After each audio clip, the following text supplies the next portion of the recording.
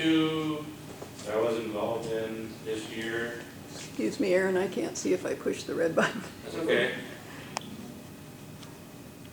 How do I know if it's going? I'm not sure. I've only used it once or Is it twice. supposed to light up? When you turned the lights off, I couldn't see it. Yeah, it says Showing record. it there. Record. Yep, that's going. Thanks. So we're trying to collect some talks for a YouTube channel so we can get some East River folks and West River folks that can attend talks so they can see those on YouTube. And we're hopefully going to try to start a SDAS webpage and get some options for Venmo and remote paying accounts set up so people that don't have checks or cash can have alternate ways to pay for memberships. So this talk is called Domestic Foodways, Subsistence Evidence at Fort Meade, Soapsuds Row. The site number is 39MD0045 and my name is Aaron Mayer. I work for the Augie Lab.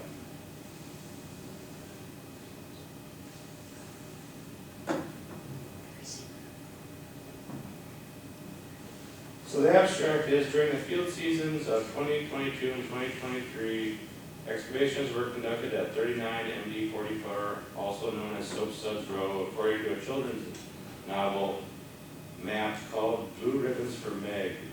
Site excavations were productive in both field seasons, where test excavation units were placed in depression features believed to be a house and a privy that was located north of the large depression feature.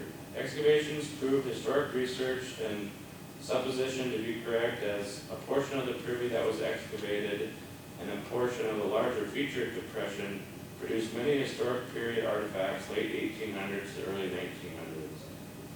Domestic artifacts such as bottles, cans, tins, and even some macrobotanicals were recovered from excavations.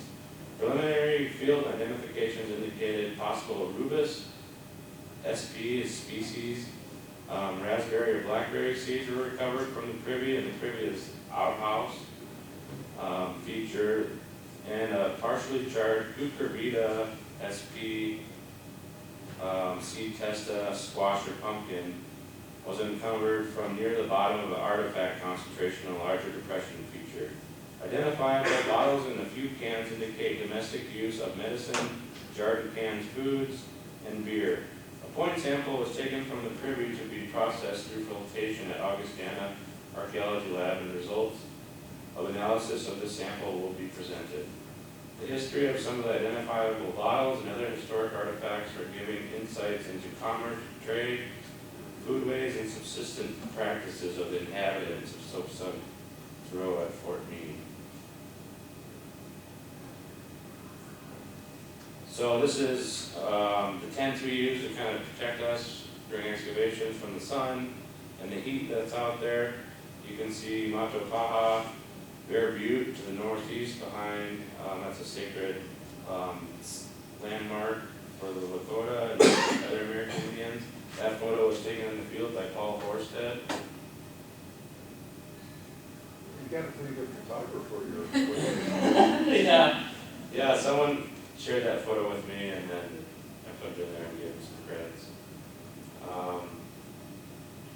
This is a map from the deLeeuw Blue Ribbons from Meg, showing the location of non-commissioned officer quarters. So right up here is a row of houses, and that's where the laundresses worked. They would mend and clean all the clothes for the enlisted men and the officers, and they were allowed to marry non-commissioned officers, so there was some people that lived as family in these row of houses. And then on this map they have it labeled as Soapsuds Row because that's where all the laundresses lived. This is some of the foodways and subsistence I'll be talking about. Bottles and cans. I'll begin with a few images of bottles and cans that indicate some commerce and trade, as well as the affluence of some of the items that they may indicate. I'll talk about some faunal remains, the meat, the Final remains at Soapsuds Row from the September 2023 excavations are phenomenal. The good cuts of meat shown in the cut bone seems to show a decent lifeway for Soapsuds residents. But could these bones indicate something else? And then the macrobotanicals, a point sample of 1 liter of soil was taken and floated from the privey and be analyzed at Augustana Archaeology Lab. Results of light and heavy fraction will be discussed. So bottles and cans, but from where? So we have bottles and cans from St. Louis, Missouri, Pittsburgh, Pennsylvania, La Crosse, Wisconsin, possibly London, but likely Louisiana, and Leroy, New York.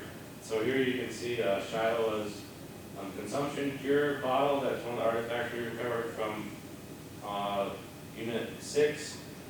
And if some of you aren't familiar with what Fort Meade is, Fort Meade was a fort in the mid to late 1800s that kind of, like the 7th Cavalry and the 10th Cavalry were kind of stationed out of there. Like if you're familiar with George Armstrong Custer, he was up at Fort Meade at some points in time. Dealing with sensitive issues like a lot of the settlers coming out into the Black Hills and then the conflicts that caused with the American Indian indigenous folks that lived in the region are considered the hills sacred. So was George Armstrong Custer then, so when was Fort Meade? Because his expedition to the Black Hills was in Fort Abraham Lincoln in North Dakota, right? The 7th Cav was at Fort Meade at one point. I can answer questions at the end of the talk. Sorry. This is another bottle we found at Soapsuds Row. It's an ABGM company, Adolphus Bush Glass Manufacturing. You can see on the right hand photo the ABGM company, and it's Adolphus Bush Glass Manufacturing.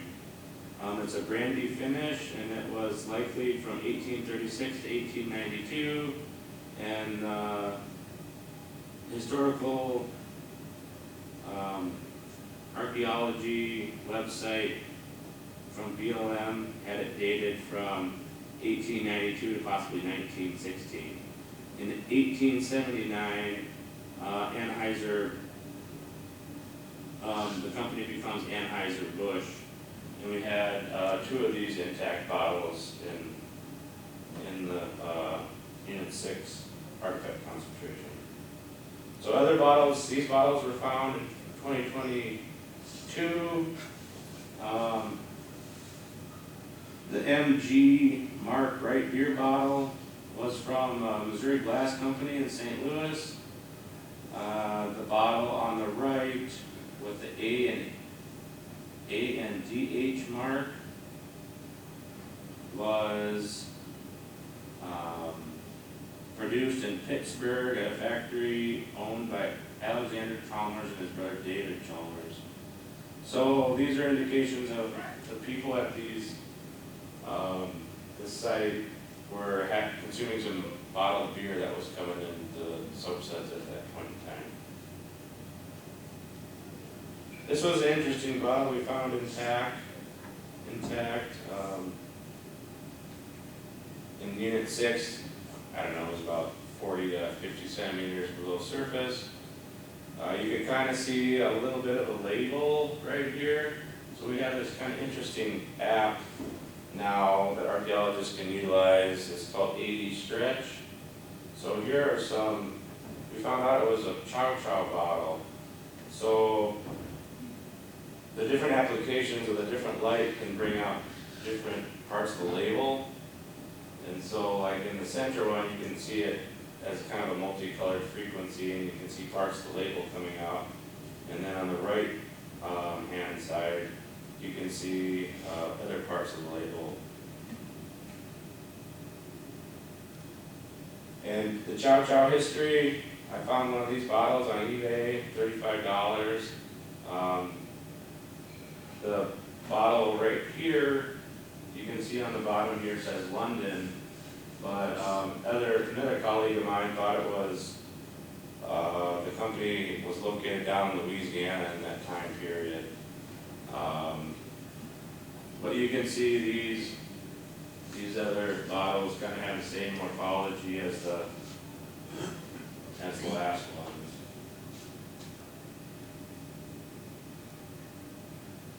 So here's a lard can that was found. You can see it under normal light, and then that color frequency, and then you can see this on the far right side. You can see that label towards the bottom, and then it kind of says special, so we knew it was a lard can. So they're doing their own home cooking and different things like that. We had 2023, this can came out, and there was like changes in can technology where when these cans were sealed up, they left a little hole in the top before they would seal them, and that would preserve the food that was inside. So this was an interesting one. This Shiloh's consumption cure out of Leroy, New York. So it was a medicinal, misbranded, for the new Food and Drug Act required products to drop their false claims. Shalia's consumption remedy changed it, dropping the word consumption to be Shalia's cure. Under the vague name of Shalia's cure, the product was listed by the Journal of the American Medical Association to be one of many patent medicines containing habit-forming drugs. In this instance, it was nothing less than heroin. And it was banned in 1917, and then it may have been marketed to us at a point in time as late as at least 1948. But I found this Ann Arbor Argus 1892 clipping, and you can see the advertisement for this is just pretty nuts, because they say, the success of the great cough cure is without parallel in the history of medicine. All druggists are authorized to sell it on a positive guarantee, a test that no other cure can successfully stand. That it may be known the proprietors at enormous expense are placing a sample bottle free to every home in the United States and Canada. If you have a cough, sore throat, bronchitis, use it and it will cure you. If your child has a croup or whooping cough, use it promptly and relief is sure. If you dread that insidious disease consumption, which was alcoholism, ask your druggist for Shalia's cure.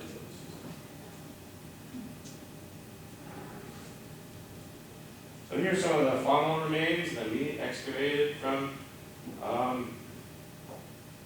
Unit 3. You can see on the far left photo, there is some green fracture bone and then some cut bone from possibly pork or beef ribs. You can see the middle picture has kind of like a ham bone or a pork roast ham. Then there was also bird bones. On the top of the far right photo, you can see an orbit, skull orbit of a chicken or a prairie chicken and a beak, and then one of the portions of the leg, the tarso metatarsus.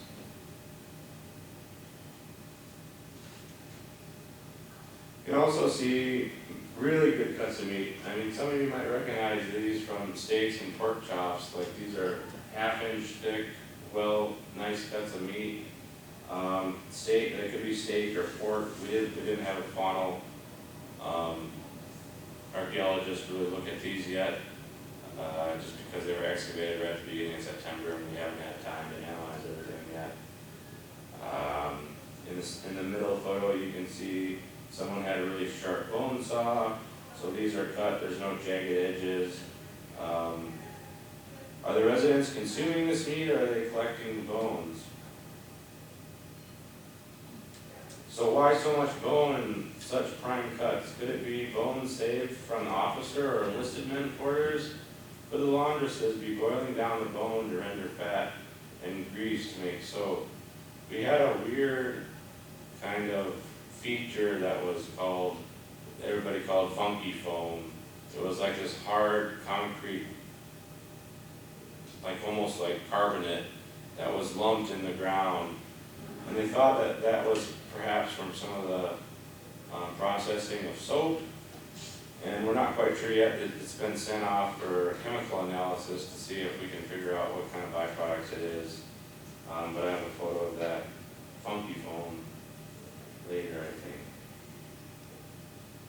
So Michael Fosha and Logan Lamphere make a sick discovery. They are digging in the privy right there. And they came, Michael was excavating.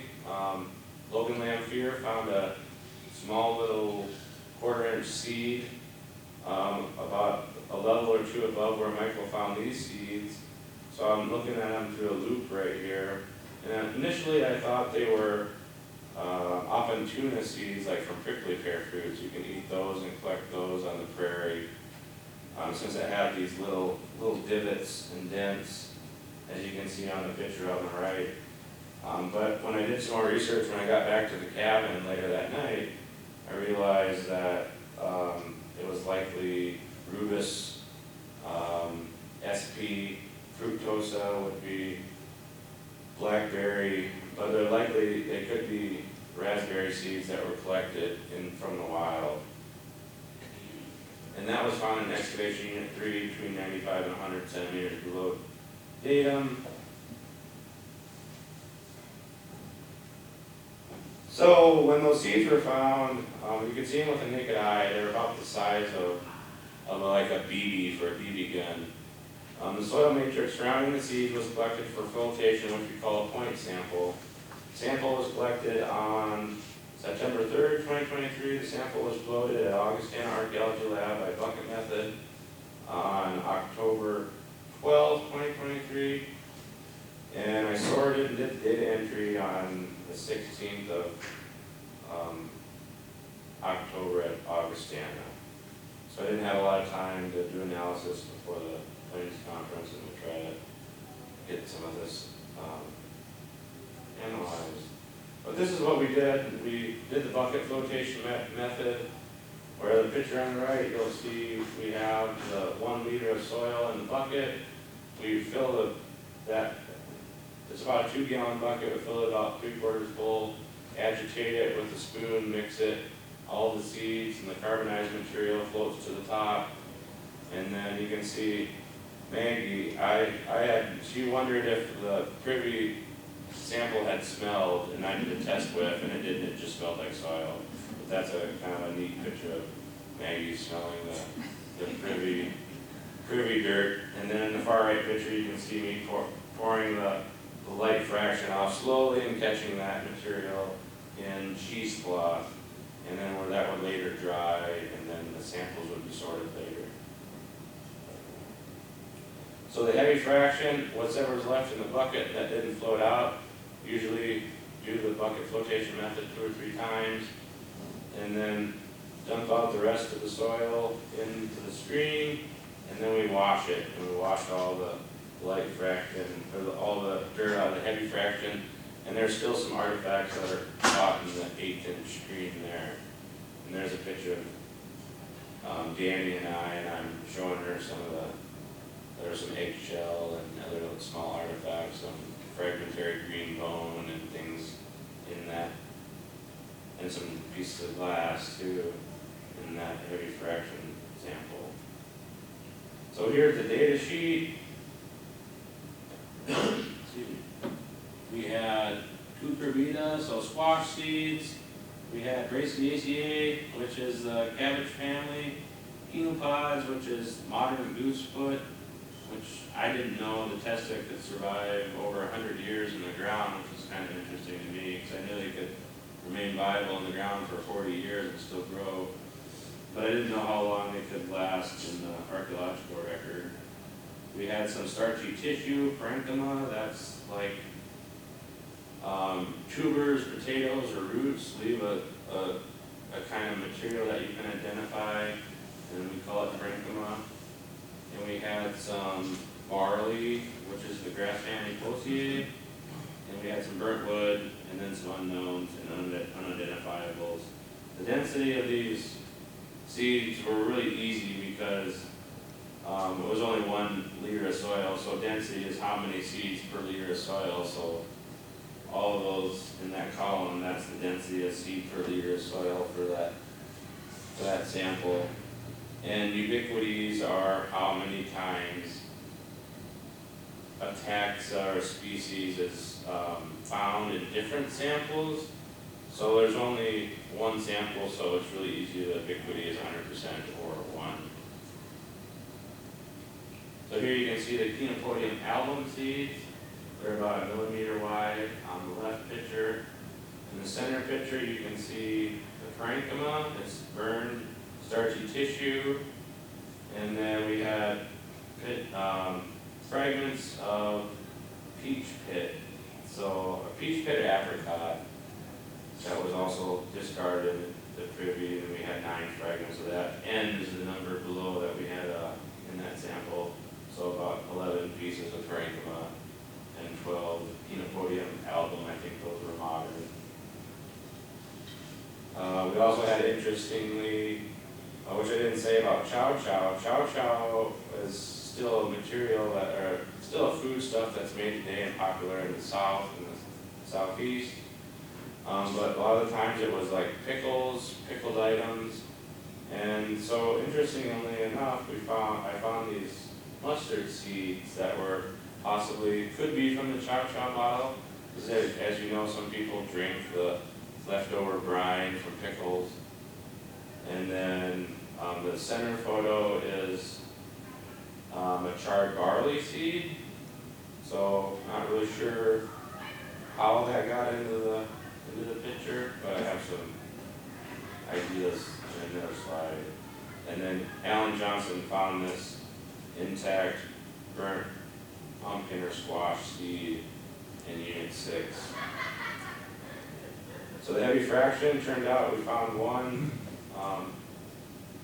microflake, some green bone fragments, about 18, and then there was, for some reason, eggshells that were still preserved in the privy as well. So with that British quartzite flake, towards the bottom of the privy we found a biface. I'll show on a future slide. There's also a buried A horizon about 1 meter down that has American Indian artifacts, lithics, and we found some flakes in a gravel blend. So it's a multi-component site, so below the Soapsuds Row artifacts is another living area where Glenn Froyland thought it was maybe 1,000 years old. So yeah, we had that, so that was kind of interesting too, to find some American Indian non-related artifacts at this site. So this was a really strange artifact. It was only 0.2 millimeters wide. That was about a 1 millimeter, some kind of pin, metal pin. It was in the heavy fraction that I picked out when I sorted it. It's either from a watch or some kind of brooch or locket or something that got introduced into the privy, so that was kind of interesting. There was other things in the heavy fraction, like glass fragments, possible transferware fragments, and that's the sheen, the little decorations that are on ceramics and whiteware. So we found fragments of that. And then coal clinker, they were possibly burning some coal at the site. We found stove parts. The funky foam, which I spoke about earlier, is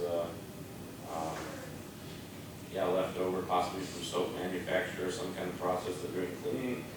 And then I thought I found some pieces of hair, human hair, which would be interesting if it is actually human hair, because then DNA could be run on it. There was a long, skinny, thin white hair, and then there was 2 other little hairs that were dark brown. So here you can see excavations in units 4 and 4 is closest to us, and then 6 is where the concentration of artifacts was in the back on the left photo. And in the middle photo, that fellow, the shovel skimming is Alec, and right below his shovel in that next unit below it is where that biface on the right was found at about a meter below surface, right along the outer edges of the privy feature. So conclusions, these commerce items traveled long distances to Soapsuds Row at Fort Meade, indicating demand for these items.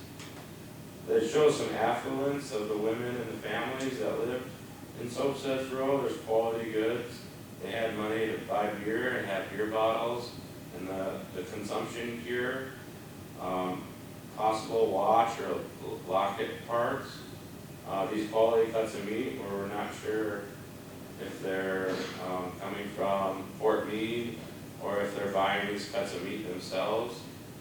And with the macrobotanicals, that barley could be from brewing, it could be from making bread, and it could be burned somehow from horse feed, because right next to that house feature area there was a large sandstone with a hole drilled in it that possibly someone was tying horses up to. We couldn't find out any other reason why there would be this hole drilled through the stone that was too heavy to lift. And the Rubus berry seeds, were they locally gathered, or was it jam or preserves? I did some research on how many seeds like a raspberry has. So there's only 100 to 120 seeds per raspberry, and we had 244 seeds. So I kind of joked like, well, this person took them less time to eat 2 raspberries than it did for me to count. The squash and pumpkin, are they locally gardening? Possible Brassiaceae SP looking seeds, could be turnip, cabbage, or wild mustard. And then these are a lot of the friends of mine and colleagues. My dad came out, and then people from the Archaeological Research Center, some are retired, SDAS volunteers, and then Cassie Vogt came out and visited. She's the state archaeologist now.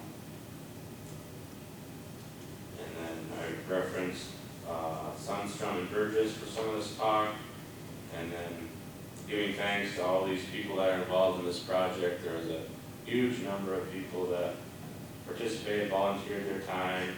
The archaeological resource helped borrow equipment for the project. Paul Horsted was out there taking photos and volunteering. Dr. Tony Cruz worked in the project in 2022. They did some geomorphological soil profiling with the USD students for a week or two. And then Brenda Sheartz with the BLM and Sheriff Burgess was involved with the project both years running the lab. Those 2 people are federal archaeologists, and they were running the lab, processing artifacts for us while we were in the field. And then this project was in part for a grant from the Deadwood Historic Preservation, and then the grant was applied to by the Bearview Creek Historic Preservation Council.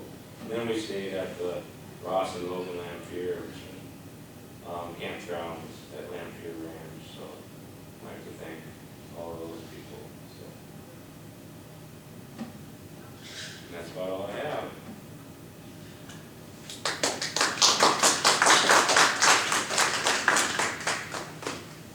So, are there any questions?